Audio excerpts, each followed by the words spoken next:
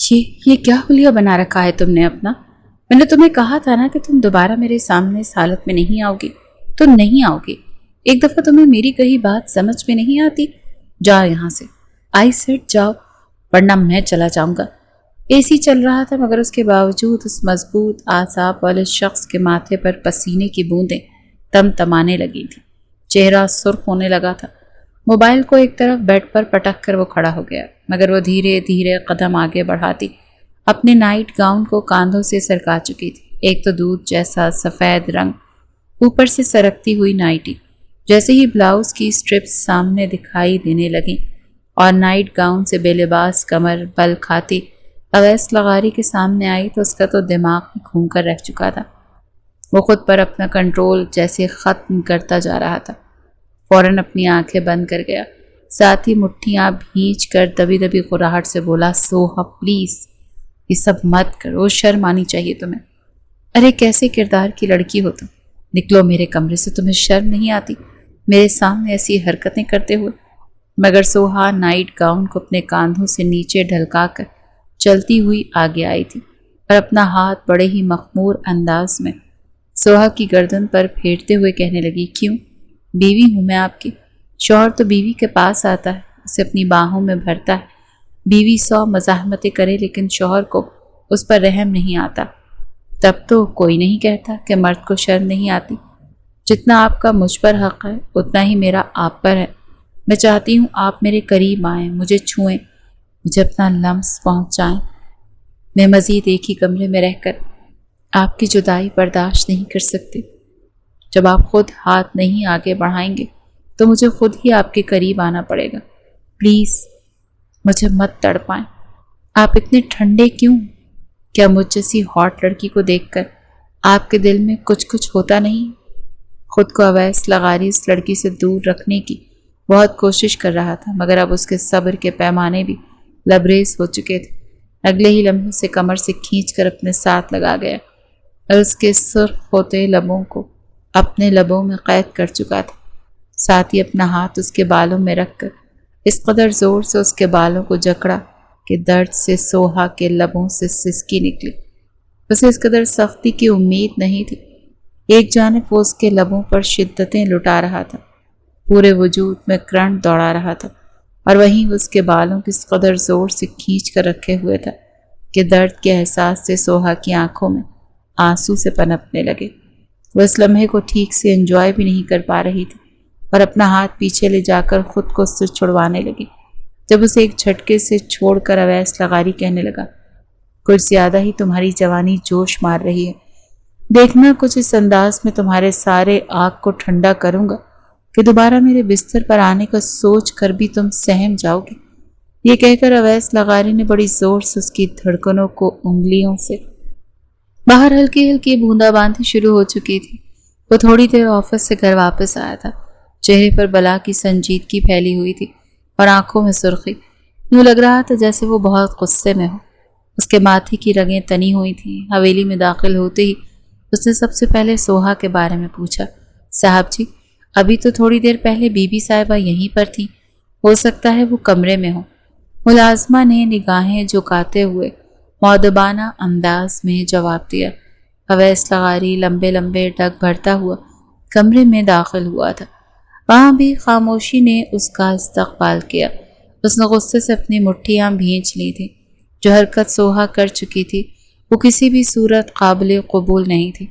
وہ اس کی اور اپنی ازدواجی زندگی کو دادی جان سے شیئر کرتی رہی، اور اب دادی جان نے اویس لغاری کی کلاس لی تھی۔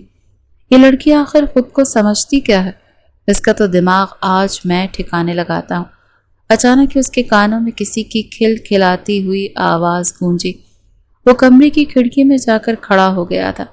لان کے پچھلے حصے میں وہ اس وقت ہر چیز سے بے نیاز ہو کر آسمان کے نیچے گول گول چکر کاٹ رہی تھی۔ بارش کی بوندیں اس کے چہرے کو بھگو رہی تھیں۔ اس نے اس وقت سفید رنگ کا لباس پہن رکھا تھا، اس بات سے مکمل طور پر انجان کہ بھیگنے کی وجہ سے سفید کپڑے اس کے جسم سے چپک گئے تھے، اور اب اس کے جسم کے نشیب و فراز صاف نظر آ رہے تھے۔ وہ جو پہلے ہی غصے میں تھا، یہ دیکھ کر اس کا خون لاوے کی طرح ابلنے لگا تھا۔ اگلے ہی پل جب اس کی نظر جنید خان پر پڑی جو کہ اپنے کمرے کی بیلکونی میں کھڑا اطمینان سے اس کی بیوی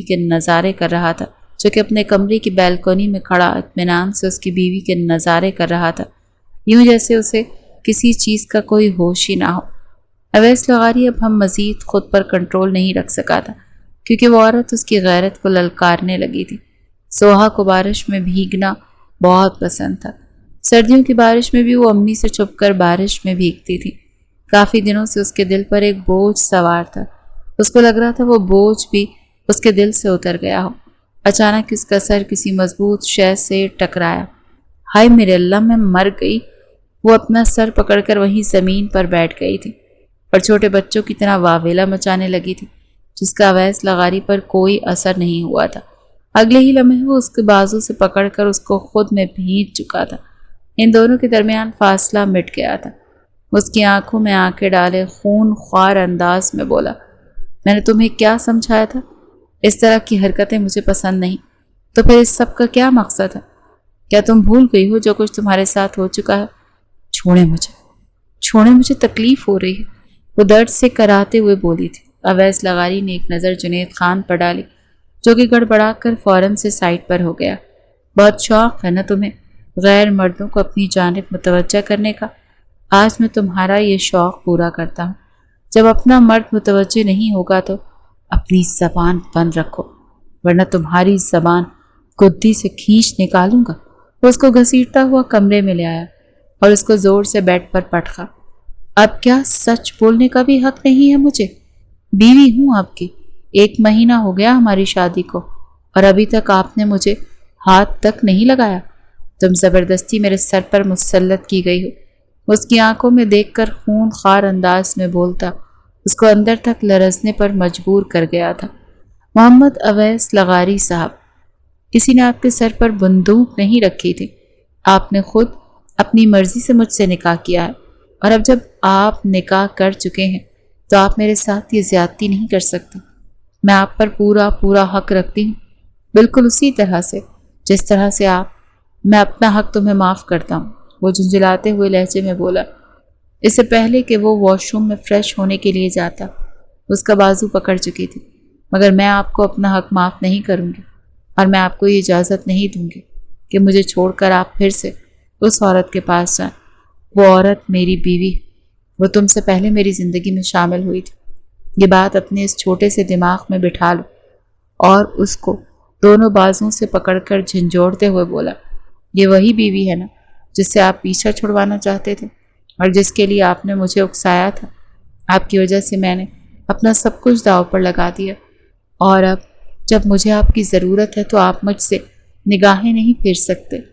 ادھر میری طرف دیکھیے اور مجھے بتائیے، کیا مجھے دیکھ کر آپ کو کچھ بھی محسوس نہیں ہوتا؟ سچ سچ بتائیں مجھے، کیا میرا یہ حسن آپ کو کچھ سوچنے پر مجبور نہیں کرتا؟ دیکھیں اس انداز میں آپ کے سامنے کھڑی ہوں، میرے وجود پر نظریں دوڑائیں۔ مگر اویس لغاری اسے بے تحاشا غصے سے دیکھ رہا تھا۔ اپنا ہاتھ اسے چھڑوا کر کہنے لگا، شٹ اپ، زبان بند رکھو اپنی۔ سمجھ نہیں آتی مجھے تمہاری، کیا سارا دن تمہارے ذہن میں یہ خرافات چلتا رہتا ہے؟ تم کوئی چھوٹی بچی نہیں، نہ ہی میں نے تمہیں اکسایا تھا۔ اور ہاں، یہ کپڑے فوراً سے چینج کرو، دوبارہ اس حالت میں تمہیں باہر نہ دیکھوں۔ اور اگر آئندہ اگر آپ مجھ پر کوئی حق نہیں رکھتے ہیں تو پھر آپ کو مجھے ہدایتیں دینے کی بھی ضرورت نہیں۔ مجھے اچھے طریقے سے پتا ہے کہ مجھے کیا کرنا ہے اور کیا نہیں۔ وہ یہ کہہ کر وہاں سے جانے ہی لگی تھی کہ اس نے اس کا بازو پکڑ کر اس کو دیوار کے ساتھ لگایا۔ دونوں کے درمیان صرف چند انچ کا فاصلہ تھا۔ اس کی سانسوں کی گرم تپش اپنے چہرے پر محسوس کر رہی تھی۔ اس کا وجود اس وقت کسی سوکھے پتے کی طرح لرز رہا تھا۔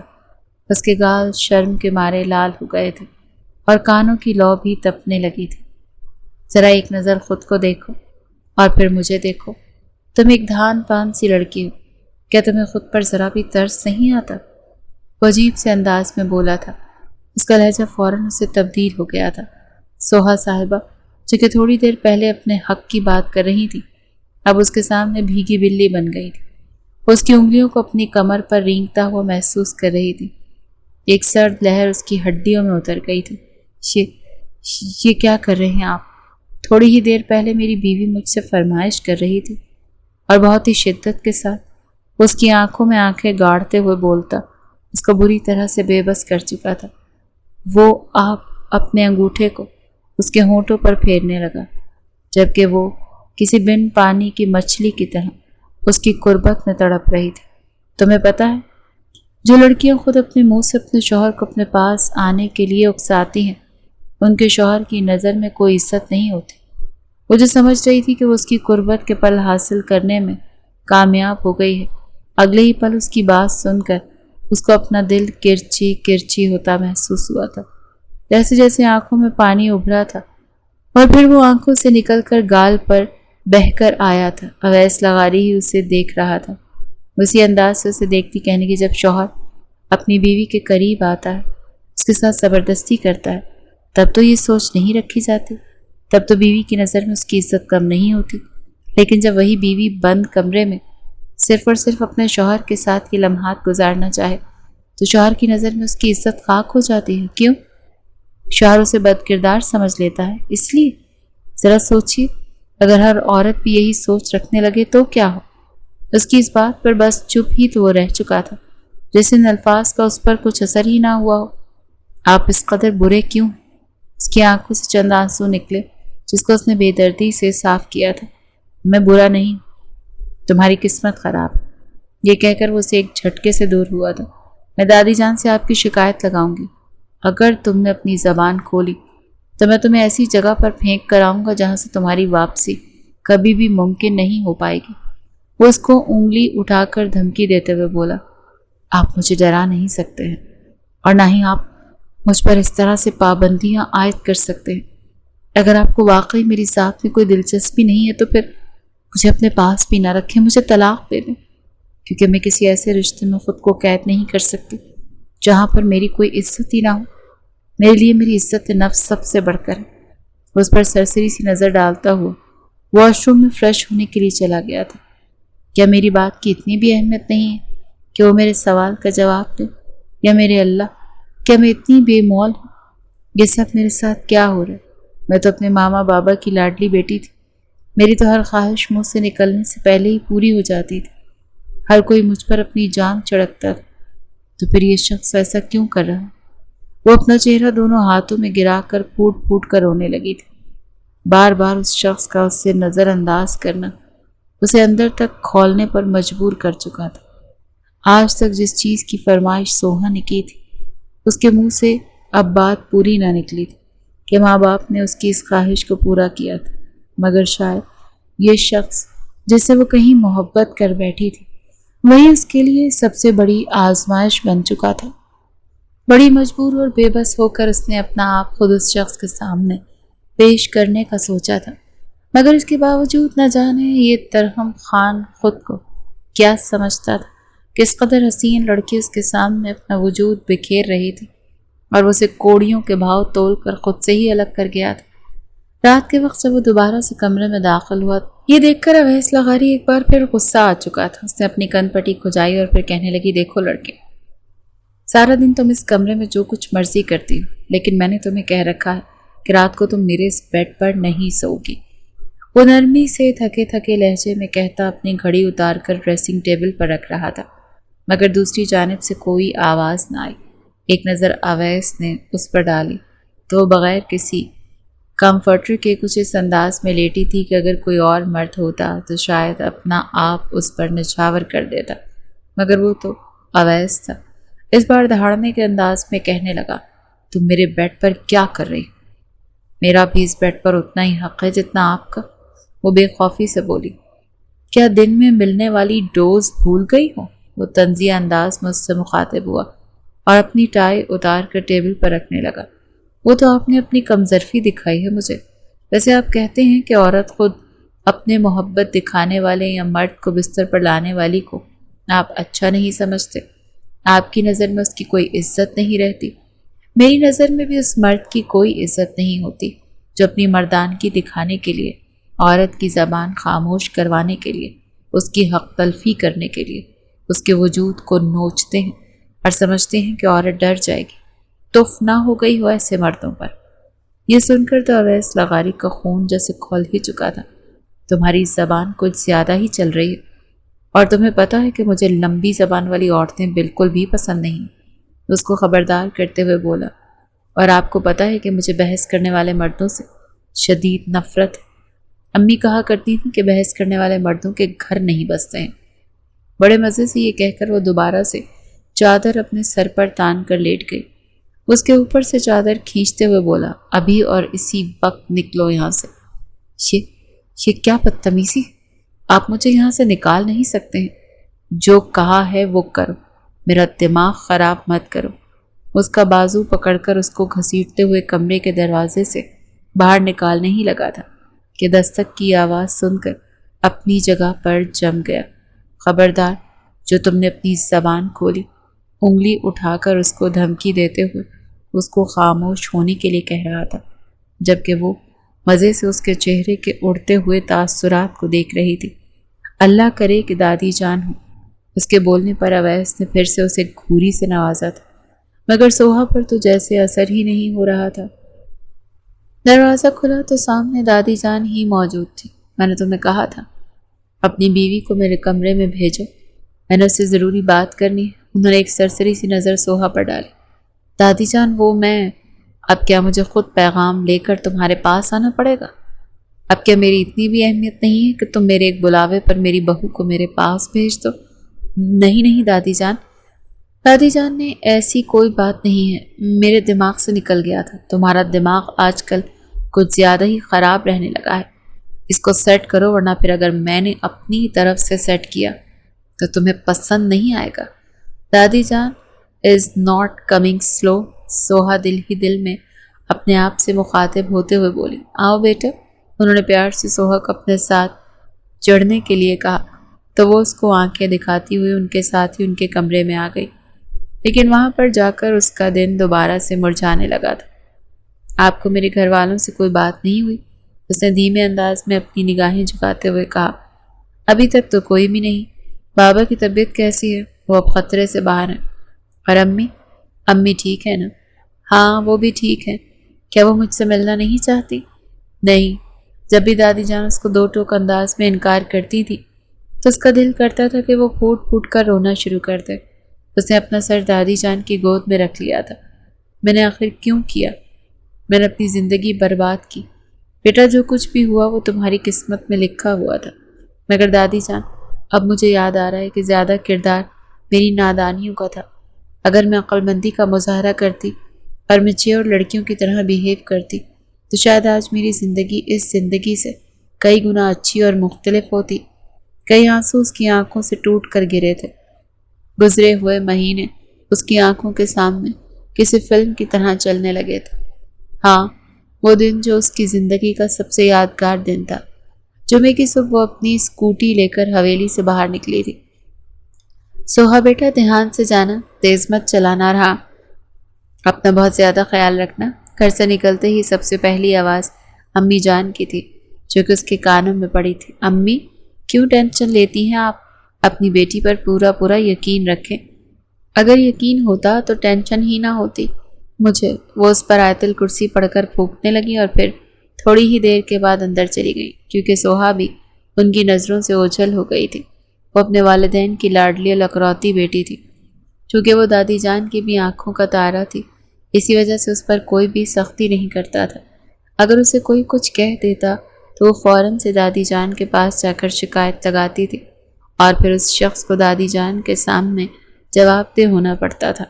اسی وجہ سے سب لوگ احتیاط کرتے تھے کہ وہ اس لڑکی سے پنگا نہ ہی لے تو بہتر ہے۔ وہ جوائنٹ فیملی میں رہتی تھی، ان کے ساتھ ان کے تایا اور چچا کی فیملی بھی رہتی تھی۔ اس کے کزنز اس ہی کی ایج کے تھے۔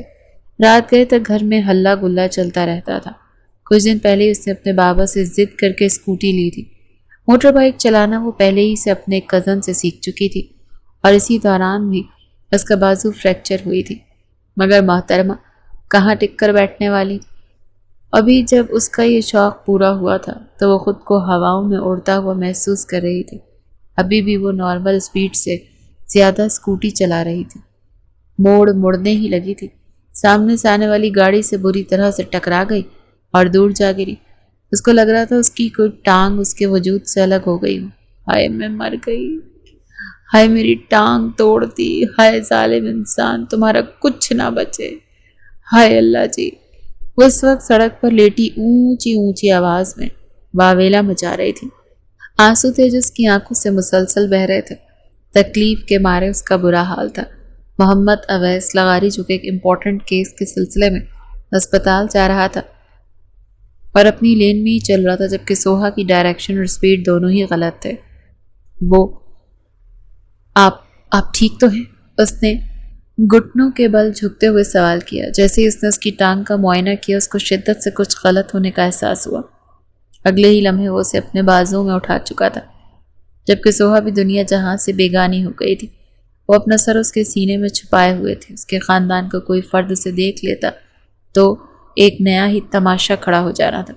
اس نے سوہا کا بیگ اور کچھ ضروری چیزیں بھی وہاں سے اٹھا لی تھی تاکہ بعد میں اس لڑکی کو مشکلات کا سامنا نہ کرنا پڑے۔ جب سوہا صاحبہ کو ہوش آیا تو ان کو پتہ چلا کہ ان کی ٹانگ میں فریکچر آ گیا ہے اور اب وہ 2-3 مہینوں تک بیڈ پر ہی رہیں گی۔ یہ سننے کی دیر تھی کہ اس نے اسپتال میں ہی رونا اور پیٹنا شروع کر دیا تھا۔ شور کی آواز سن کر سینئر ڈاکٹر اویس لغاری اس کے روم میں آیا۔ دراصل اس لڑکی کی دیکھ بھال کی ذمہ داری بھی اس کو ہی ملی تھی اور اس نے جان بوجھ کر یہ ذمہ داری لی تھی کیونکہ اس کو لگ رہا تھا کہیں نہ کہیں غلطی اس کی بھی تھی۔ اس کی وجہ سے یہ سب کچھ ہوا۔ وہ لغاری کی طرف اشارہ کرتے ہوئے چھوٹے بچوں کی طرح واویلا مچاتے ہوئے بولی تھی، سوہا بیٹا غلطی آپ کی ہے۔ اس کی امی نے فوراً سے اس کو ڈپٹا تھا، حالانکہ تھوڑی دیر پہلے تک وہ اویس لغاری کو بھی اچھی خاصی باتیں سنا چکی تھی۔ ماں تھی اپنی بیٹی کے لیے پریشان ہو گئی تھی۔ اویس نے بھی چپ کر کے ان کی ایک ایک شکایت نوٹ کی تھی اور آخر میں انتہائی معصومیت سے جواب دیتے ہوئے کہا تھا، آنٹی میری کوئی غلطی نہیں تھی۔ آپ اگر دیکھ لیتی کہ وہ کس سپیڈ میں اسکوٹی چلا رہی ہے تو آپ شاید اسے دوبارہ کبھی اسکوٹی پر بیٹھنے کی اجازت ہی نہ دیتی۔ یہ محترمہ اسپتال میں ایڈمٹ تو ہو گئی تھی مگر اس نے سب لوگوں کی ناک میں دم کر رکھا تھا۔ صبح ہوتی اس کی فرمائشیں شروع ہو جاتی۔ اس کی اماں صبح صبح اس کے لیے ناشتہ لے کر آ جاتی۔ ایک ہفتے تک تو وہ اس کے ساتھ اسپتال میں ہی رکی رہی تھی۔ رات کے وقت اس کی کوئی نہ کوئی کزن اس کے پاس چلی آتی تھی، لیکن پچھلے کوئی دنوں سے اس کی کزنز کی بھی پیپرز چل رہے تھے اور اس کی امی کی بھی طبیعت خراب تھی۔ میل کسی کو وہاں پر رکنے کی اجازت نہیں تھی۔ ایک نرس جو کہ اس کی دیکھ بھال پر تھی وہ بھی آج کل کچھ مصروف تھی۔ اویس لغاری کے چکر اس کے کمرے میں کچھ زیادہ ہی بڑھ چکے تھے۔ سوہا کو اسپیشل ٹریٹمنٹ دینے کے پیچھے ایک وجہ یہ بھی تھی کہ وہ اویس لغاری کے بابا کے دوست کی بیٹی تھی۔ اس وجہ سے وہ چاہتا تھا کہ اس کو کسی بھی قسم کی کوئی شکایت نہ ہو۔ تم اب کیا ایسا محسوس کر رہی ہو؟ اسے انجیکشن لگانے کے بعد بولا تو اس کی آنکھیں چھوٹی چھوٹی کر کے غصے سے گھورنے لگی۔ اگر تم ہینڈسم نہ ہوتے تو قسم اٹھا کر کہتی ہوں کہ میں تمہاری واٹ لگا دیتی۔ چلو 1 منٹ کے لیے امیجن کر لو کہ میں ہینڈسم نہیں ہوں۔ کیسے امیجن کر لوں؟ امیجن کرنا ہی تو بہت مشکل۔ وہ اپنے دونوں کاندھے گراتے ہوئے بولتی۔ اس وقت اسے چھوٹی سی بچی معلوم ہو رہی تھی۔ تمہاری ایج کیا ہے؟ ابھی میں صرف 19 سال کی ہوں۔ چھوٹی تو نہیں ہوں، اس عمر میں تو لڑکیاں اچھی خاصی سمجھدار ہوتی ہیں۔ میں سمجھدار ہی ہوں۔ آپ کو اندازہ نہیں کہ میں کتنی میچیور ہوں؟ وہ تو مجھے اندازہ ہو ہی گیا۔ کیا آپ مجھ پر طنز کر رہے ہیں؟ بالکل بھی نہیں۔ میں کون ہوتا ہوں ملکہ عالیہ کی شان میں گستاخی کرنے والا؟ سیکھ رہے ہیں آپ مجھ سے؟ بس اسی طرح سے ہی چلتے رہیں، آپ کے لیے یہی بہتر رہے گا۔ تم میرے ہی اسپتال میں میرے ہی روم میں کھڑی ہو کر مجھے ہی دھمکیاں دے رہی ہو کیا؟ تمہیں مجھ سے خوف محسوس نہیں ہوتا؟ آپ زیادہ سے زیادہ کیا کر سکتے ہیں؟ آپ میرا کچھ بھی نہیں بگاڑ سکتے۔ وہ کمرے سے باہر نکلنے ہی لگا تھا کہ وہ اونچی آواز میں چلائی، مجھے اس وقت برگر کھانا ہے۔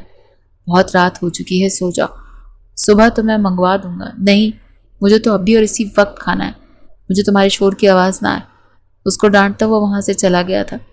تھوڑی ہی دیر کے بعد اسے اس کے روم سے اونچی اونچی چیخوں کی آوازیں آنے لگی تھیں۔ قریب ہی روم میں دوسرے پیشنٹس بھی موجود تھے۔ اگر وہ اٹھ جاتے تو ایک نیا تماشا کھڑا ہو جاتا۔ پہلے وہ اسے ایک اسپیشل پرائیویٹ روم دے چکا تھا۔ وہ غصے سے اندر گیا۔ یہ کیا بدتمیزی ہے؟ عقل نام کی کوئی چیز نہیں ہے تمہارے اندر؟ میں نے کہا ہے کہ مجھے برگر کھانا ہے۔ وہ آنکھیں پھیلائے ہوئے اب کی بار قراتے ہوئے بولی تھی۔ اس کی بے شرمی پر وہ اش اش کر اٹھا تھا۔ صبح منگوا دوں گا، ابھی کافی رات ہو گئی ہے۔ آپ مجھے آرڈر کر کے دے دیں، فوڈ پانڈا والی سہولت ابھی بھی دستیاب ہوگی۔ اس نے یہ کہہ کر آرام سے بیڈ کے ساتھ ٹیک لگا لی تھی۔ یعنی اس کے بعد وہ کچھ بھی نہیں سننا چاہتی تھی، اور اگر آپ نے مجھے برگر لا کر نہیں دیا تو میں دوبارہ سے چیخیں مارنا شروع کر دوں گی۔ وہ اویس لغاری جو کسی کی بھی فضولیات برداشت نہیں کرتا تھا، وہ اس لڑکی کے سامنے نہ چاہتے ہوئے بھی گھٹنے ٹیکنے پر مجبور ہو گیا تھا۔ ٹھیک ہے، منگوا رہا ہوں۔ تقریباً 1 گھنٹے کے بعد وہ آرام سے بیڈ پر بیٹھی برگر کھا رہی تھی۔ اویس لغاری نے اس کے کمرے میں نرس بھیج دی تھی کیونکہ اس کا اس لڑکی کے ساتھ گزارا نہیں تھا۔ صبح ہوئی تو محترمہ نے دوبارہ سے رونا شروع کر دیا تھا۔ اب اس کو کیا ہو گیا؟ صبح ہوئی تو محترمہ نے دوبارہ سے رونا شروع کر دیا تھا۔ وہ جھنجھلاتے ہوئے بولا، صاحب جی، یہ کہہ رہی ہیں کسی نے ان کے لیے پھول نہیں لائے، یہ 1 مہینے سے بیمار ہیں، تو اس میں ہمارا کیا قصور ہے؟ صاحب جی وہی تو میں ان کو سمجھانے کی کوشش کر رہی ہوں، تو کیا آپ ہمیں اس کے لیے پھول بھی منگوانے پڑیں گے؟ تاکہ محترمہ، تو ظاہر سی بات ہے تم لوگوں کو چاہیے کہ تم لوگ اپنے پیشنٹ کا خیال رکھو، اس برے سے کمرے میں مجھے سارا دن بند کر کے رکھتے ہو۔ محترمہ، یہ آپ کی اپنی ہی کارستانیوں کا نتیجہ ہے۔ آپ کو کسی نے بھی مشورہ نہیں دیا تھا کہ آپ اپنی ٹانگ توڑوا کر بیٹھ جائیں۔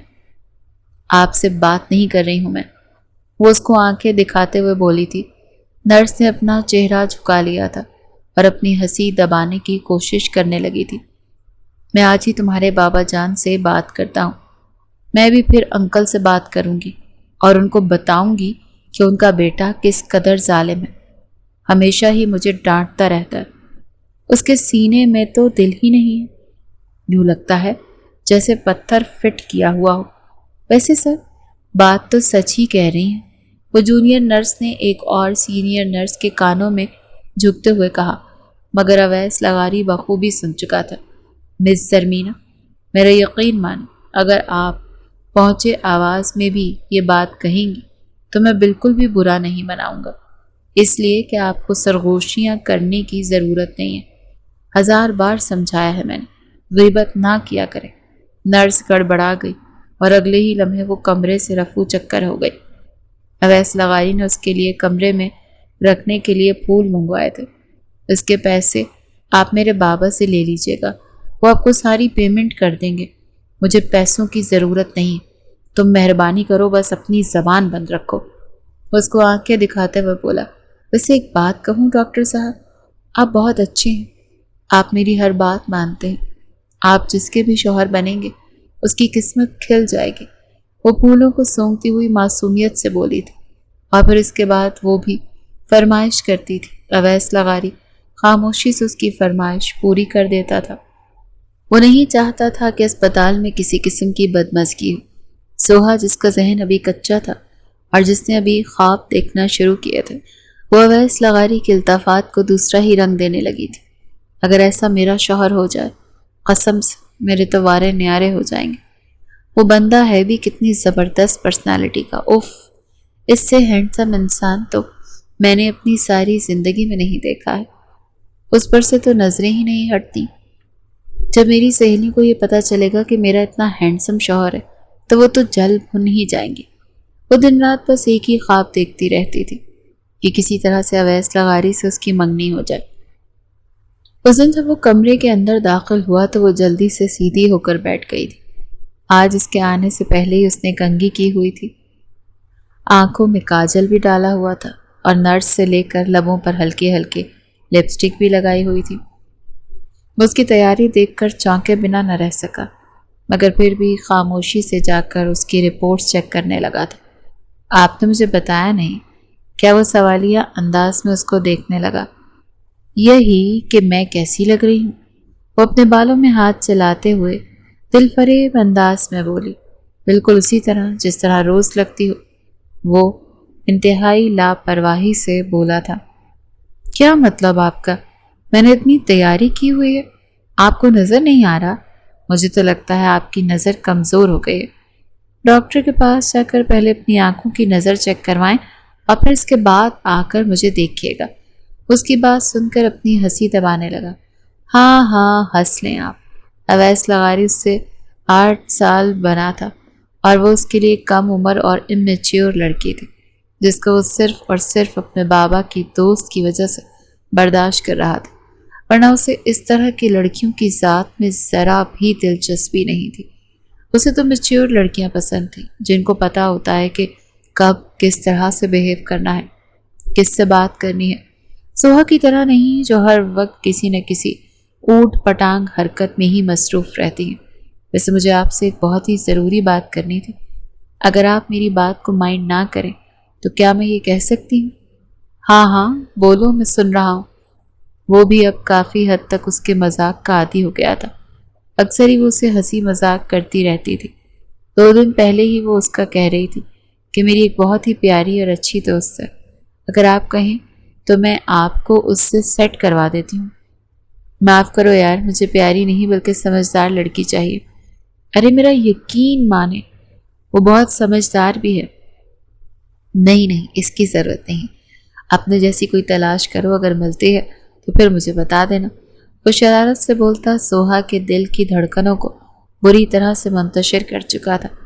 وہ تو اس کی ہر بات کو ہی مذاق میں اڑاتا تھا، اور وہ بھی یہی سوچتا تھا کہ سوہا یہی اسٹریٹجی اپناتی ہوگی، مگر وہ تو اپنے دل میں کچھ اور ہی چھپا کر بیٹھی ہوئی تھی۔ میں آپ سے شادی کرنا چاہتی ہوں۔ یہ سن کر وہ اپنی گردن پیچھے کی طرف گرا کر اونچی اونچی آواز میں ہنسنے لگا تھا۔ 2 دن پہلے تک تو تم مجھے کھڑوس کہہ رہی تھی۔ ہاں تو پیار ہونے میں کون سا ٹائم لگتا ہے؟ اگر میں آپ سے شادی کروں، یعنی اگر میں آپ کو بولوں کہ آپ میرے لیے میرے گھر رشتہ بھیجیں تو کیا آپ کریں گے؟ اس کی آنکھوں میں غور سے دیکھنے لگا۔ وہ اکثر ہی اسے سچویشنل کوسچنز پوچھتی رہتی تھی۔ وہ نہیں چاہتا تھا کہ اس چھوٹی سی لڑکی کا دل توڑے، اسی لیے کاندھے اچکاتے ہوئے نارمل سے انداز میں کہنے لگا، تو پھر ٹھیک ہے، میں تمہارے گھر رشتہ بھیج دوں گا، ڈن ہو گیا۔ اب جیسے ہی میں اپنے گھر جاؤں گی تو آپ وہاں پر میرے لیے رشتہ بھیجیے گا۔ ویسے مجھے پہلے ہی پتا تھا کہ آپ مجھے پسند کرتے ہیں، بس آپ مجھے بتانے سے گھبرا رہے تھے۔ ہاں بھروسہ رکھو مجھ پر، ایسی ہی بات ہے۔ وہ سر جھٹکتے ہوئے لاپرواہی سے بولا تھا۔ دوسری طرف اس کا خوشی کے مارے برا حال تھا۔ اگلے دن جب اس کی امی اس سے ملنے کے لیے آئیں تو وہ اپنی امی کے سامنے شروع ہو گئی۔ آپ کو پتہ ہے ڈاکٹر اویس لغاری کو مجھ سے محبت ہو گئی ہے، اور میں جیسے ہی یہاں سے فری ہوں گی یہ میرے لیے میرے گھر رشتہ بھیجیں گے۔ اس نے فوراً سے اپنی گردن پھیر لی۔ آمنہ بیگم اس کو ڈانٹنے لگی تھی، اور اویس نے تو آنکھوں ہی آنکھوں میں انہیں پرسکون ہونے کے لیے کہا، اس کو چھوڑیں، یہ مذاق کرتی رہتی ہے۔ بیٹا معاف کرنا اگر تمہیں اس کی کوئی بھی بات بری لگی ہو تو۔ تمہیں تو پتہ ہے وہ جی آنٹی، مجھے اندازہ ہے، بس آپ ٹینشن نہ لیں۔ وہ اس وقت ان کے ساتھ باہر اسپتال کے لان میں چہل قدمی کر رہا تھا۔ بتاؤ بیٹا تمہاری منکوہا کیسی ہے؟ انہوں نے اس کے سر پر ہاتھ پھیرتے ہوئے پیار بھرے انداز میں پوچھا۔ الحمدللہ ٹھیک ہے، بس ابھی کچھ ہی مہینوں کے بعد شادی کا ارادہ ہے۔ اب دعا کیجیے گا سب کچھ ہمارے حق میں بہتر ہو۔ انشاءاللہ میری دعائیں تمہارے ساتھ ہیں۔ اب دعا کیجیے گا سب کچھ ہمارے حق میں بہتر ہو۔ انشاءاللہ میری دعائیں تمہارے ساتھ ہیں۔ اللہ تعالیٰ تمہیں زندگی کے ہر میدان میں کامیاب کرے اور تمہاری زندگی کو خوشیوں سے بھر دے۔ وہ اس کو دعائیں دیتی ہوئی وہاں سے چلی گئی تھی، کیونکہ وہ ان کی بیٹی کا حد سے زیادہ خیال رکھ رہا تھا۔ اور پھر جب وہ مکمل طور پر صحت یاب ہوئی تو وہ ہسپتال سے ڈسچارج ہو گئی تھی، لیکن جانے سے پہلے وہ اس کو یاد کروانا نہیں بھولی تھی کہ آپ نے لازمی میرے گھر آنا ہے اور میرے لیے رشتہ لانا ہے، ورنہ نے کبھی بھی آپ سے بات نہیں کروں گی۔ ٹھیک ہے میڈم صاحبہ، یقین مانیے آپ کہ میں ایسا ہی کروں گا۔ اپنے سینے پر ہاتھ رکھتے ہوئے وہ دل فریب انداز میں بولتا اس کو مسکرانے پر مجبور کر گیا تھا۔ اس کے پاس اویس لغاری کا نمبر نہیں تھا، اور یہ چیز اسے گھر آ کر ریئلائز ہوئی تھی۔ اس نے اپنی امی سے بات کی تو اس کی ماں نے صاف انکار کر دیا۔ جانتی تھی کہ ان کی بیٹی حد سے زیادہ بیوقوف۔ وہ نہیں چاہتی تھی کہ سوہا کوئی ایسی حرکت کرے جس سے اس کا تماشا بن جائے۔ ان کا تو خاندان والے ویسے بھی موقع کی تلاش میں تھے۔ وہ اس دن سوہا کے محلے میں آیا تھا۔ اس نے سوچا تھا کہ وہ اس شرارتی لڑکی سے بھی ملاقات کر لے گا۔ جیسے ہی وہ اس کی حویلی کے اندر داخل ہوا تو سوہا کی دل کی دھڑکنیں تیز ہو گئی تھیں۔ ڈاکٹر صاحب میرا رشتہ لے کر آئے، اس نے امی کا بازو پکڑتے ہوئے خوشی سے اچھلتے ہوئے کہا۔ چپ کر جاؤ، یہ کیا بے وقوفی، اگر اس نے سن لیا تو کیا سوچے گا؟ امی جان کیا ہو گیا ہے آپ کو؟ وہی کہہ رہی ہوں جو سچ ہے بیوقوف عورت، اس کا نکاح ہو چکا ہے، اس کی منکوحہ بہت ہی خوبصورت ہے، وہ ویسی ہی عورت ہے جیسی اسے اپنی زندگی میں چاہیے، اور اگر تم چاہتی ہو کہ تمہاری زندگی میں ڈاکٹر اویس لغاری جیسا انسان آئے تو پہلے تمہیں خود کو اس جیسا بنانا ہوگا۔ یہ الفاظ نہیں تھے بلکہ بام تھا جو اس کے سر کے اوپر آ کر گرا تھا، مگر وہ اتنی جلدی ہار ماننے والوں میں سے کہاں تھی۔ وہ اسے پھول لے کر لان میں ہی رکھی کرسیوں پر بیٹھ گئی تھی۔ بابا گھر پر موجود نہیں تھے، اس کی امی جان کچن میں تھی۔ کیا ہوا، اتنی اداس کیوں ہو؟ آپ نے مجھے دھوکہ دیا۔ ارے میں نے کب دھوکہ دیا؟ آپ نے مجھے کہا تھا کہ آپ میرے لیے رشتہ لائیں گے، مگر آپ تو پہلے ہی سے نکاح کر چکے ہیں۔ یہ دھوکہ نہیں ہے تو پھر کیا ہے؟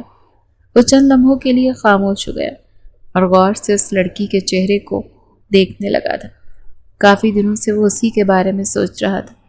جب سے وہ اس اسپتال سے گئی تھی تب سے اسپتال میں بے رونقی پھیل گئی تھی۔ اس کو لگا تھا کہ یہ صرف چند دنوں تک ہی محدود رہے گا، مگر نہیں، وہ لڑکی تو اب اس کے حواسوں پر سوار ہو گئی تھی۔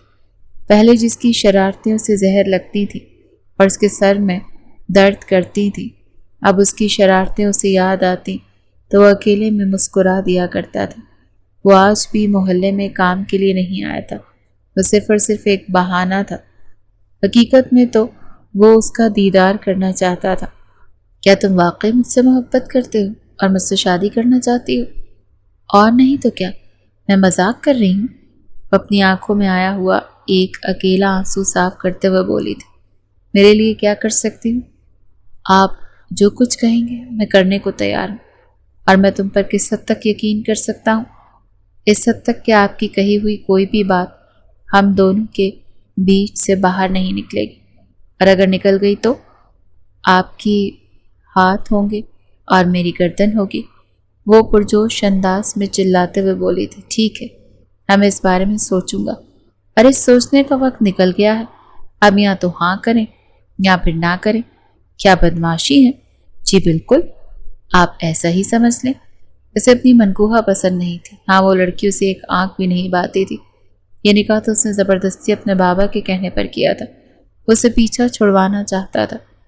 اس کی منکوحہ میچور تھی اور انڈیپینڈنٹ بھی تھی، مگر وہ حد سے زیادہ خود پرست اور لالچی تھی، اور وہ یہ بات جانتا تھا کہ وہ اسے محبت نہیں کرتی بلکہ اپنے کلاس والوں سے پیار کرتی ہے۔ وہ اویس لغاری سے شادی صرف اور صرف اس کی دولت کی وجہ سے کر رہی تھی۔ دوسری طرف وہ لڑکی تھی جو اس کی لاکھ احتیاط کے باوجود بھی اس کے دل میں قبضہ جما چکی تھی۔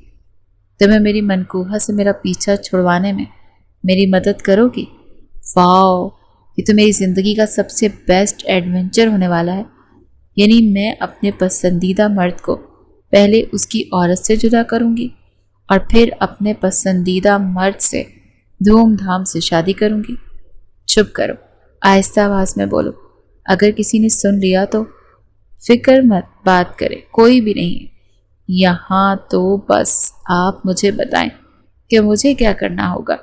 اور پھر وہ دونوں کئی گھنٹوں تک ایک دوسرے سے بیٹھے باتیں کرتے رہے تھے۔ وہ ساری کہانی سمجھ چکی تھی اور اویس لغاری کا ساتھ دینے کے لیے تیار تھی۔ اویس لغاری جانتا تھا کہ اس کی منکوحہ ماہین اپنی چیز شیئر نہیں کر سکتی، چاہے کچھ بھی ہو جائے، وہ اپنی چیز کسی اور کے ہاتھوں میں نہیں دے سکتی، چاہے وہ استعمال کی شے ہو، کوئی کھلانا ہو یا پھر کوئی انسان ہو۔ اویس کے سسر کا ہوٹل تھا جس میں آج کل وہ اپنے بابا کے ساتھ ہی مینجمنٹ کو دیکھ رہی تھی۔ وہ جانتا تھا کہ وہ اس جگہ پر ہی ہوگی۔ وہ سوہا کو لے کر اس ہوٹل میں گیا، لیکن ٹیبل پر بیٹھنے سے پہلے ہی وہ سوہا کے پاؤں میں جھکا، اس کی سینڈل کی اسٹرپ بند کرنے لگا۔ اویس کے ہاتھوں کے لمس کو اپنے پاؤں پر محسوس کرتے وہ تھوڑا سا پیچھے کی طرف کھسک گئی تھی۔ کیا ہو گیا تمہیں؟ ہم صرف ایکٹنگ کر رہے ہیں، سیریس ہونے کی ضرورت نہیں ہے، اس کو شرارتی انداز میں دیکھتے ہوئے بولا، جبکہ وہ اپنے آپ کو کمپوز کرنے کی کوشش کرنے لگی۔ اور پھر اگلے ہی لمحے وہ تھوڑا سا اس کے قریب ہوا، اس کی کمر پر ہاتھ رکھا اور اس کے کانوں میں سرگوشی کرنے لگا۔ ماہین جو کہ تھوڑی ہی فاصلے پر اپنی بیسٹ فرینڈ کے ساتھ کھڑی تھی، اس نے جب اپنے منکوحہ کو کسی اور لڑکی کے ساتھ دیکھا تو اس کے تن بدن پر آگ لگ گئی۔ یہ لڑکی کون؟ اس کے ساتھ، اور یہ اتنا اس سے چپک کیوں رہا ہے؟ تم ٹینشن کیوں لیتی ہو؟ تھوڑی ہی دیر میں وہ ساری کہانی کھل کر سامنے آ جائے گی۔ اس طرح کی کوئی معمولی گھر سے آنے والی لڑکیوں کو میں بہت اچھے طریقے سے جانتی ہوں۔ اگر اس کے باپ یا بھائی کو پتہ چل گیا تو وہ اس کی ٹانگیں توڑ کر گھر پر بٹھا دے گا۔ جہاں تک اویس کا سوال ہے تو مجھے پتا ہے کہ اس کو کیسے کنٹرول کرنا۔ اس نے اپنی دوست کو ان دونوں کی تصویریں بنانے کے لیے کہا۔ اویس کے تو وہم و گمان میں بھی نہیں تھا کہ وہ ان کے ایک ایک موومنٹ کو کیپچر کر رہی ہے۔ اس کو تو لگ رہا تھا کہ وہ اس کو جیلس کروانے میں کامیاب ہو گیا، چونکہ اس کی زندگی کی سب سے بڑی غلط فہمی ثابت ہوئی تھی۔ 2 دنوں کے بعد اسے اپنے ساتھ لے کر پھر سے اسی ہوٹل میں آیا، مگر اس بار وہ اپنا پتہ پھینک چکی تھی۔ سوہا نے اپنے گھر میں جھوٹ بولا تھا کہ وہ اپنی بیسٹ فرینڈ کے گھر جا رہی ہے۔ مغرب کی اذانیں ہو رہی تھی جب وہ حویلی کے اندر داخل ہوئی تھی۔ اس کے ساتھ اویس بھی تھا۔ گھر میں گہری خاموشی پھیلی ہوئی تھی۔ یہ کیا، سب کہاں پر گئے ہیں؟ اس نے ایک گڑیا سے سوال کیا تو وہ اس پر نفرت بھری نگاہ ڈالتے ہوئے بولی، کس منہ سے تم گھر واپس آئی ہو؟ ہاں، تمہاری وجہ سے چچا جان کو ہارٹ اٹیک آ گیا۔ میں تو سوچ بھی نہیں سکتی تھی کہ تم اس قدر گھٹیا عورت نکلو گی۔ اور آپ اویس بھائی، آپ کو اپنی بیوی کے ہوتے ہوئے دوسری جگہ منہ مارتے ہوئے ذرا بھی شرم محسوس نہیں ہوئی؟ یہ تم کیا کہہ رہی؟ تم ہوش میں تو ہو؟ اس پر غصہ کرتے ہوئے بولا۔ اگلے لمحے سوہا کی امی بھی کمرے سے باہر نکل آئی تھی۔ انہوں نے ایک زوردار تھپڑ اس کے چہرے پر مارا۔ تم نے ہم نے کسی کو منہ دکھانے کے قابل نہیں چھوڑا۔ شرم آ رہی ہے مجھے تمہیں اپنی بیٹی کہتے ہوئے۔ تمہیں تو اسی دن جان سے مار دینا چاہیے تھا جب تم اس گھر میں پیدا ہوئی تھی۔ یہ سب الفاظ سن کر اسے اپنی دنیا تہس نہس ہوتی ہوئی محسوس ہو رہی تھی۔ اویس کے تو وہم و گمان میں بھی نہیں تھا کہ ماہین اتنا بڑا کھیل کھیلے گی۔ اس نے نہ صرف وہ ساری تصویریں سوہا کے گھر بھیج دی تھی بلکہ اس کے ماں باپ کو بھی ذلیل کیا تھا کہ آپ اپنی بیٹی کو کنٹرول میں رکھیں جو کہ میرے شوہر کے ساتھ کل چھڑے اڑا رہی ہے۔ اگر آپ نے اس کو کنٹرول نہیں کیا تو پھر میں اپنا طریقہ آزماؤں گا۔ سوہا کے بابا جس پر حد سے زیادہ اعتماد کرتے تھے، یہ باتیں سن کر وہ برداشت نہیں کر پائے اور ان کو ہارٹ اٹیک آ گیا۔ وہ وہاں پر اپنے بابا سے ملنے کے لیے گئی مگر اس کے بابا نے اس کی شکل دیکھنے سے ہی انکار کر دیا۔ باقی گھر کے بڑے افراد نے یہ فیصلہ کیا کہ اب سوہا کو اسی شخص کے ساتھ ہی رخصت کر دیا جائے جس کی وجہ سے ان کی بدنامی ہوئی تھی۔ اسپتال میں ہی ان دونوں کا نکاح ہوا تھا۔ جب وہ اسے لے کر اپنی حویلی کے اندر داخل ہوا تو عامر صاحب نے اس کی طرف سوالیہ نظروں سے دیکھا۔ تم کمرے میں جاؤ۔ وہ اپنی انگلیاں چٹکانے لگی۔ اویس نے ملازمہ کو اشارہ کیا تو وہ اسے وہاں سے لے گئی۔ اس کے جانے کے بعد اویس نے اپنے گھر والوں کو ساری بات بتائی۔ یہ تم کیا کہہ رہے ہو؟ تمہیں ذرا بھی احساس ہے تم نے کتنی بڑی غلطی کی؟ اگر اس بارے میں ماہین کو پتہ چل گیا تو ایک طرف تم سیاست میں اپنا نام بنانا چاہتے ہو، اگر اس کو تمہاری کرتوتوں کے بارے میں پتہ چل گیا تو وہ پورے میڈیا میں تمہیں بدنام کر دے گی۔ بابا جان، میں اس سے ڈرتا نہیں، تم نہیں ڈرتے، مگر مجھے اپنی عزت کی پرواہ ہے۔ اس لڑکی کو ساری دنیا کی نظروں سے چھپا کر رکھو، پھر جب ٹھیک وقت آئے تو اس کو اپنی زندگی سے بھی نکال دو، کیونکہ اس گھر کی بہو صرف اور صرف ماہین بنے گی۔ وہ اپنے لب بھینچ چکا تھا۔ مجھے ایک عزت اور بیوی چاہیے۔ بابا جان، اس نے اپنے اندر اٹھتے ہوئے غصے پر قابو پاتے ہوئے بڑی مشکل سے کہا تھا، ماہین کی اصلیت ابھی تک آپ لوگوں سے اور میری نظروں سے چھپی ہوئی ہے۔ جس دن اس کی اصلیت میرے سامنے آ گئی اس دن پھر میں کسی کا لحاظ نہیں کروں گا۔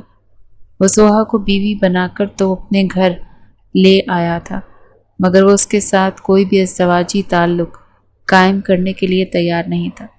وہ نہیں چاہتا تھا کہ اس کی وجہ سے سوہا کی زندگی برباد ہو۔ اس نے خود سے وعدہ کیا ہوا تھا کہ جب تک ماہین کو اپنی زندگی سے بے دخل نہیں کرتا تب تک وہ اس کو ہاتھ بھی نہیں لگائے گا۔ وہ باتوں باتوں میں یہ بات بھی سوہا کو سمجھا چکا تھا مگر اس کی موٹی عقل میں کوئی بات سماتی ہی نہیں تھی۔ اس نے ایک ہی ضد لگائی ہوئی تھی کہ میں تمہاری بیوی ہوں اور مجھے تمہارے ساتھ تعلق قائم کرنا ہے۔ وہ جس مشکل سے خود پر کنٹرول رکھتا تھا یہ صرف وہ جانتا تھا اور اس کا رب جانتا تھا۔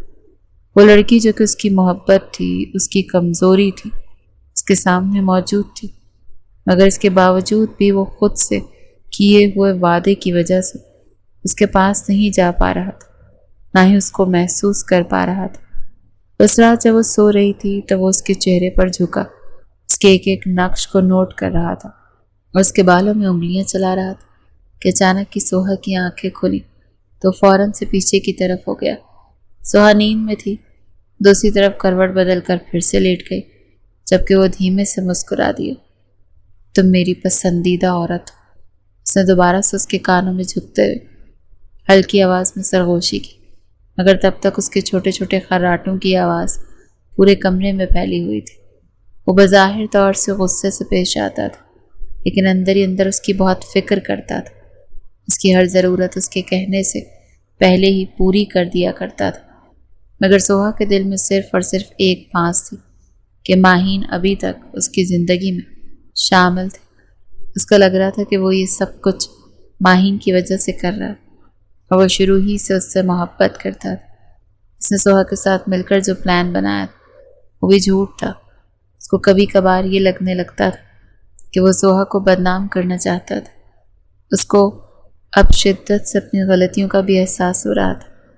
کاش اس وقت وہ نادانی نہ کرتے تو آج اسے یہ سب کچھ نہ دیکھنا پڑتا۔ پچھتاووں کے علاوہ اس کے پاس کچھ بھی نہیں بچا تھا۔ اس دن اس کی طبیعت بہت زیادہ خراب تھی۔ وہ کچن میں اپنے لیے قہوہ بنانے کے لیے گئی تھی کہ ساس کی باتیں سن کر اس کا دل خون کے آنسو رونے لگا تھا۔ تم جیسی لڑکیوں کو میں بہت اچھے طریقے سے جانتی ہوں، جو امیر لوگوں کو اپنے پیار کے جھانسے میں پھنساتی ہیں، جن کو اپنے ماں باپ کی بھی فکر نہیں ہوتی ہے۔ تمہارا باپ تمہاری وجہ سے موت کے منہ میں پہنچ گیا ہے اور تمہاری ماں کسی کو چہرہ دکھانے کے قابل نہیں رہی۔ تم بے خوفی سے اور بے شرموں کی طرح سر اٹھا کر میری حویلی میں گھوم رہی ہو، میرے بیٹے پر قبضہ کر کے بیٹھ گئی۔ اگر تمہیں ذرا سی بھی غیرت ہوتی تو تم یہاں سے دفع ہو جاتی، مگر مسئلہ یہ ہے کہ تم میں غیرت کا مادہ ختم ہو گیا ہے، اور اگر میری تم جیسی بیٹی ہوتی تو میں تمہیں زندہ زمین کے اندر دفن کر دیتی۔ اس کا دل کرچی کرچی ہو گیا تھا۔ وہ ٹوٹے ہوئے قدموں سے حویلی سے باہر نکل آئی تھی۔ وہ نہیں جانتی تھی کہ وہ کہاں پر جا رہی۔ آنسو مسلسل اس کے چہرے کو بھگو رہے تھے، اس سے زیادہ وہ کچھ بھی برداشت نہیں کر سکتی تھی۔ دوسری طرف وہ ماہین سے ملنے کے لیے بن بتایا اس کے فلیٹ میں گیا، جہاں پر اسے اپنے بوائے فرینڈ کے ساتھ دیکھ کر اسے ذرا بھی حیرانگی نہیں ہوئی۔ تمہیں لگتا ہے تمہارے بابا تمہاری بات پر یقین کریں گے؟ ماہین اس سے ڈرنے کے بجائے الٹا اس کو آنکھیں دکھانے لگی، لیکن جب اس نے فلیٹ میں اپنے سسر کو داخل ہوتے ہوئے دیکھا تو اس کے باقی کے الفاظ اس کے منہ میں ہی رہ گئے تھے۔ بابا جان، اب تو آپ کو یقین ہو گیا ہے۔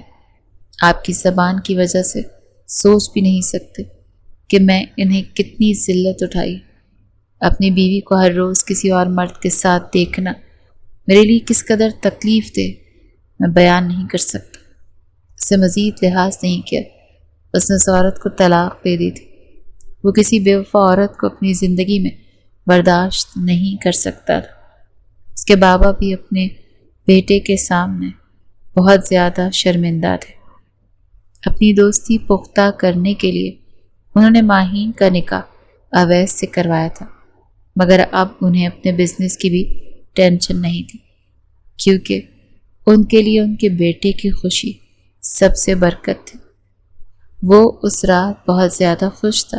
اسے اپنی بیوی کو، اپنی پسندیدہ عورت کو بھی یہ خبر سنانی تھی، لیکن جب وہ حویلی کے اندر داخل ہوا تو وہ کہیں بھی نہیں تھے۔ اسے اپنی ماں سے پوچھا تو انہوں نے نفرت سے سر جھٹک دیا۔ دادی سے پوچھنا تو وہ پریشان ہو گئی۔ جب اویس کی ماں کو اس بارے میں پتہ چلا کہ ماہین ایک دھوکے باز عورت تھی تو انہیں بھی شرمندگی اور احساس جرم نے گھیر لیا تھا۔ دوسری طرف اویس نے پوری حویلی کو سر پر اٹھا لیا تھا۔ کہاں پر ہے میری بیوی؟ وہ سب پر چیخ رہا تھا۔ وہ صاحب جی، میں نے انہیں حویلی سے باہر جاتے ہوئے دیکھا تھا، ڈرائیور نے ڈرتے ڈرتے کہا۔ تو پھر تم نے انہیں روکا کیوں نہیں؟ وہ صاحب جی، اصل میں وہ بہت زیادہ رو رہی تھی، میں نے ان سے پوچھا مگر انہوں نے جواب نہیں دیا۔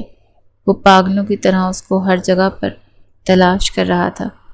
جب وہ اپنے گھر سے تھوڑے فاصلے پر موجود بینچ پر بیٹھی ہوئی نظر آئی، وہ اپنا سر گھٹنوں پر رکھے پھوٹ پھوٹ کر رو رہی تھی۔ اویس اس کے پہلو میں جا کر بیٹھ گیا تھا۔ اس نے سر اٹھایا تو وہ اس کے بے حد قریب تھا۔ کیوں آئے ہیں آپ؟ آپ یہاں پر میرا تماشا بنانے کے لیے؟ نہیں، تم سے معافی مانگنے کے لیے، تمہیں اپنے ساتھ لے جانے کے لیے۔ میں آپ پر یقین نہیں کر سکتی، آپ ایک دھوکے باز انسان، چلاتے ہوئے بولی۔ آپ نے مجھے اس وقت چھوڑا جب مجھے آپ کی سب سے زیادہ ضرورت تھی۔ اگلے ہی لمحے وہ اس کو اپنے گلے سے لگا چکا تھا اور اس کا سر تھپکنے لگا تھا۔ میں تمہارے ہر ایک سوال کا جواب دینے کے لیے تیار ہوں اور تم سے اس وقت تک معافی مانگنے کے لیے تیار ہوں جب تک تم مجھے معاف نہیں کر دیتی۔ جو کچھ بھی کیا وہ تمہاری بہتری کے لیے کیا۔ اس نے ایک ایک کر کے ساری کہانی اپنی بیوی کو سمجھا دی۔ پھر بھی آپ کو مجھ پر یقین کرنا چاہیے تھا، اس نے شکایت کی۔ تو اس نے فوراً سے اپنے کان پکڑ لیے تھے۔ مانتا ہوں یہ غلطی ہو گئی ہے، مجھے تمہیں اپنے اعتماد میں لینا چاہیے تھا، مگر میں ڈرتا تھا کہیں تمہیں کھو نہ دوں۔ کچھ ہی دنوں کے بعد وہ اسے لے کر اس کے امی ابو کے گھر گیا تھا۔ اویس نے بھی اس کے گھر والوں سے معافی مانگی تھی۔ سوہا کے والدین اس سے مزید ناراضگی نہیں دکھا سکے تھے۔ وہ ان کی اکلوتی بیٹی تھی، انہوں نے اس کو معاف کر دیا تھا، اس کا بہت زیادہ خیال رکھتا تھا۔ اس کی سنگت میں سوہا اپنے آپ کو دنیا کی خوش قسمت لڑکی تصور کرتی تھی۔ اس شام جب اویس گھر آیا تو سوہا کچن میں اس کے لیے کھانا بنانے میں لگی تھی۔ وہ اس حالت دیکھ کر تھوڑا بدمزہ سا ہوا۔ اس کا اترا ہوا چہرہ دیکھ کر سوہا کہنے لگی، آپ کو کیا ہوا؟ پسینے میں لپٹی، بال بکھرے ہوئے اور ہاتھ مسالوں سے بھرے ہوئے۔ کہنے لگا کہ یہ سب کچھ کیا ہے؟ مجھے تو لگا تھا میری بیوی تیار ہو کر نئی نویلی دلہن کی طرح میرا انتظار کر رہی ہوگی، مگر یہاں اپنا حلیہ دیکھو۔ جب ملازمین موجود ہیں تو تم خود کو کیوں اس قدر تکلیف دیتی ہو؟ سوہا ہاتھ کپڑے سے صاف کرتے آگے بڑھی اور کہنے لگی، آپ کے لیے کھانا بن رہا تھا، بھلا میں آپ کو کسی ملازمہ کے ہاتھ کا کھانا کیسے کھلا سکتی ہوں؟ آپ کو تو میرے ہاتھ کا کھانا ہی پسند ہے نا؟ بس 5 منٹ میں فریش ہو کر آتی ہوں۔ مگر اویس کہنے لگا، نہیں، ایسے مجھے آج تم بالکل اسی انداز میں چاہیے جیسے پہلے تھی۔ سوہا کچھ سمجھ نہ سکی، کہنے لگی، کیا مطلب آپ کو میں کیسے چاہیے ہوں؟ تو شرارت سے ایک آنکھ ونک کر کے کہنے لگا، ارے یار، مجھے تو تمہارا وہ انداز نہیں بولتا جب میرے قریب آنے کے لیے تم 100 جتن کرتی تھی اور میں کس قدر تڑپ کر رہ جاتا تھا۔ پلیز آج ایک بار پھر مجھ پر ویسے ہی قیامت ڈھاؤ نا۔ اس کے ناک پر چٹکی کاٹ کر بولا تو سوہا شرما چکی تھی، کہنے لگی کہ اچھا، لیکن بدلے میں مجھے کیا ملے گا؟ اگر آپ کو سچ مچ میرے ساتھ بالکل اچھی والی سہاگرات منانی ہے تو پھر منہ دکھائی بھی ریڈی رکھیے۔ وہ کھانے سے فارغ ہو کر سیدھا واش روم گئی تھی۔ سرخ رنگ کی خوبصورت میکسی پہننے کے بعد ہلکا پھلکا سا میک اپ کیا تھا۔ کمرے میں جھلملاتی نیم روشنیاں رومانوی منظر پیش کر رہی تھیں۔ جب اویس لغاری کمرے میں داخل ہوا، اس نے خوبصورت سی ایک ڈائمنڈ رنگ لی تھی جو آج وہ اپنی سوہا کو پہنانے والا تھا۔ جیسے ہی کمرے میں داخل ہوا تو وہ گھونگھٹ اوڑھے دلہن بنی بیڈ پر بیٹھی تھی۔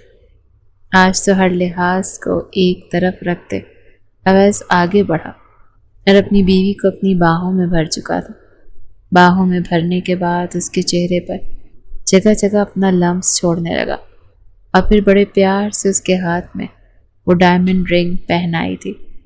سوہا اس کی قربت میں شرمائے جا رہے تھے جب وہ کہنے لگا، نو مور شرمانا مائی ڈیئر وائف، تو مجھے شرماتی ہوئی نہیں بلکہ رومانس کرتی ہوئی اچھی لگتی ہو۔ وہ مسکرایا تھا اور پھر سوہا خود کو اس کے سپرد کرتی چلی گئی۔ دونوں کی محبت بھری سسکیاں کمرے میں گونج رہی تھیں۔ سوہا جس قدر خوش تھی، وہ جانتی تھی کہ آنے والی زندگی کے کئی پل اس کی زندگی میں خوشیاں لے کر آنے والے ہیں۔